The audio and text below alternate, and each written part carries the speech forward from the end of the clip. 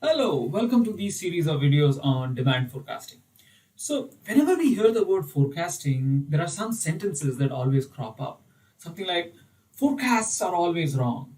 Or, as somebody I knew used to tell me, that there are two kinds of forecasts, a wrong forecast or lucky forecast. So, before you waste your time seeing these videos, let me tell you first up, I am not promising to offer you a crystal ball that will allow you accurate forecasting. All I'm trying to do here is try to give you a method, a process that will give you a way to improve the accuracy of forecasting from what it is to something better. So, the first thing that I want to talk about is this idea that everybody forecasts.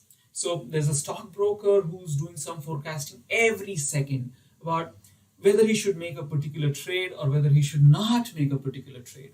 And at the extreme end, there is a strategist, and she's probably thinking over what products her firm should be in the next 5 years, 10 years, and all sorts. So two things that I want to clarify from this slide. All of us forecast, right? But it varies in two ways. Number one is the span of the forecast. How long are we forecasting for? Is it for the next second or is it for the next 5 years?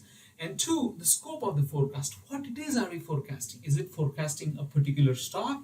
Or as a factory, is it a product line, a group of products that we're going to forecast? So knowing these two things, we will follow this particular 5-step process. And each of the next video will talk about each of these 5 steps. Number one is to decide the scope and span of forecast. What it is exactly are we forecasting? So are we going to forecast what products are we going to make in this next week? Or am I forecasting the product groups that our factory is going to produce in the next year? Or am I forecasting the overall category and how this category will pan out in the next 5 years? So that's the number one thing that we do, what to forecast. The second thing we need is that we need to get appropriate data, because a lot of data that we get is not usable or not right for forecasting. So we'll spend time on this idea of appropriate data. Number three is getting the right model. Here we'll have a bigger focus on the time series methods, but I'll give you a general idea on this idea of models. Fourth is generate forecasts. Here we'll use the specific time series methods only to generate forecasts. And fifth is different methods to measure the accuracy of the forecast.